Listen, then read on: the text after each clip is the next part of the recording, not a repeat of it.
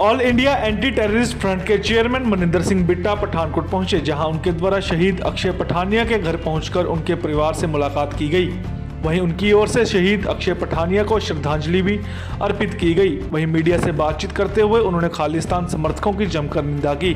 साथ ही प्रोफेसर देवेंद्रपाल सिंह भुल्लर पर बोलते हुए उन्होंने कहा कि आज सारी राजनीतिक पार्टियां भुल्लर को फांसी से बचाने के लिए खड़ी हैं, परंतु उन पर हुए ब्लास्ट में जो लोग शहीद हो गए उनके परिवारों का क्या। और वहीं यूक्रेन में फंसे भारतीय विद्यार्थियों पर बोलते हुए बिट्टा ने प्रधानमंत्री नरेंद्र मोदी की जमकर तारीफ की।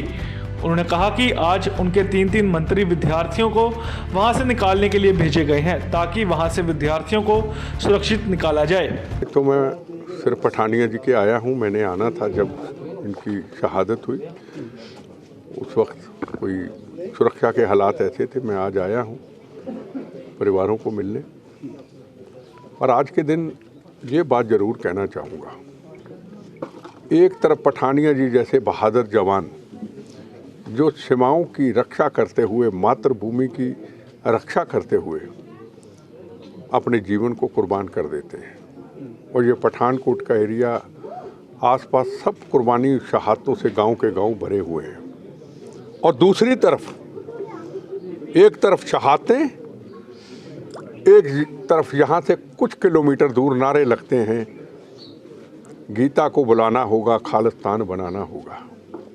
एक तरफ भारत माता की सीमाओं की रक्षा के लिए प्रथम राष्ट्र, तेरा वैभव अमर रहे माँ हमदिन चार रहे न रहे, और दूसरी तरफ इस मातृभूमि, इस पंजाब की धरती के अंदर 36,000 बेगुनाहों का खून पीने के बाद, 19,000 हमारे हिंदू भाइयों की उस वक्त शहादत के बाद, हज़ारों बच्चे शहीद होने के, यतीम होने के बाद, हज़ारों बहनों के सुहाग उजाड़ने के बाद, हज़ारों पुलिस वाले जवानों की कुर्बानियों के बाद, अभी ये खालिस्तान के नारे लगाने वाले अभी तक खून के प्यासे हैं। ये चाहते क्या है?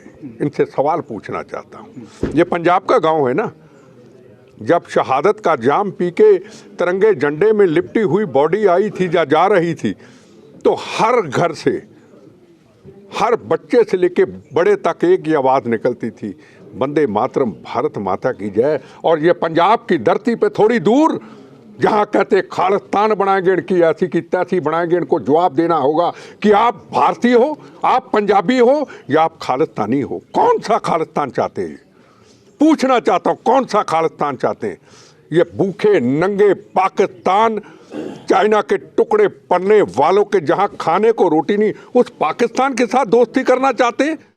आपका हमारा रिश्ता 9 मास का रिश्ता है, और उस 9 मास के रिश्ते को ये तोड़ने की कोशिश करते, कभी भी हमारे इस 9 मास के रिश्ते को कभी को बम गोलियां इतने चले, कभी को तोड़ नहीं सकता। हिंदुस्तान एक था, एक है और एक रहेगा, और इसको कभी टूटने नहीं देंगे। जिस आतंकवादी भुल्लर ने मेरे ऊपर हमला किया दिल्ली के अंदर, 25-26 से ऊपर लोग शहीद हुए, कई जख्मी हुए, 50-60 के ऊपर जख्मी हुए। 25 साल से मैं केस लड़ रहा हूँ उसका, 25 साल से अकेला। कांग्रेस पार्टी की लीडरशिप ने मुझे अकेला छोड़ दिया। बम देश के लिए खाए थे, बम खाए थे पार्टी का तिरंगा झंडा उठा के कांग्रेस के ऑफिस, मुझे अकेला छोड़ दिया। मैं लड़ रहा हूँ, मेरी अणख और जमीर है। आज उसके लिए सारी पार्टियां खड़ी हैं फांसी से बचाने के लिए। कौन सी ऐसी पॉलिटिकल पार्टी जो फांसी से नहीं बचाना चाहती थी और फांसी से बच गया? फांसी से बचने के बाद उसको अस्पताल में ले आए कि ये बीमार है। और जो लोग शहीद हो गए मेरे साथ, मेरे जवान, मेरी रक्षा करते हुए जो जाते हुए लोग शहीद हो गए, क्या उनका दर्द पूछने वाला नहीं? क्या वो डिप्रेशन में परिवार नहीं? उनके बच्चों की हालत क्या पता नहीं? आतंकवादी को बचाने के लिए सारी पॉलिटिकल पार्टियां खड़ी हो जाती, कोई नहीं बची। आज भी बयान देख लो, सबके आए हैं, भुल्लर को छोड़ा जाए, भुल्लर को छोड़ा जाए। अरे भुल्लर ने को कारगिल का युद्ध लड़ा था क्या? पूछना चाहता हूँ, क्या भुल्लर ने मजलूमों की रक्षा की थी क्या? भुल्लर ने तो इनोसेंट लोगों के ऊपर बम चलाया था और लोग शहीद हुए उसमें कई। उनको तो इंसाफ नहीं मिला। इनको इंसाफ दिलवाने के लिए सारी पॉलिटिकल पार्टी, तो किसकी बात करूं मैं? अगर आज नरेंद्र मोदी हिंदुस्तान का प्रधानमंत्री ना होता ना, तो आज हमारे बच्चों की हालत क्या होती? आज काबुल कंधार के अंदर किस तरीके से लोगों निकाला गया, ईरान इराक के अंदर कहाँ कहाँ से निकाला गया, गुरु ग्रंथ साहब जी को कैसे नरेंद्र मोदी जी सुरक्षित वहाँ से लेके आए काबुल कंधार तक। आज कभी सोचा था कि हिंदुस्तान के तीन मंत्री वहाँ भेज दिए जाएं बच्चों को लाने के लिए।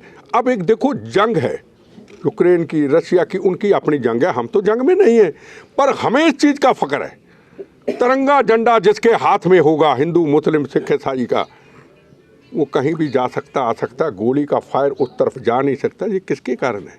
ये भारत माँ, ये नरेंद्र मोदी ने जब पूरी दुनिया में चक्कर काट के 4 साल लोगों को बताया कि हिंदुस्तान क्या है। ये वीडियो जर्नलिस्ट अभिषेक भारद्वाज के साथ अजय सैनी की रिपोर्ट।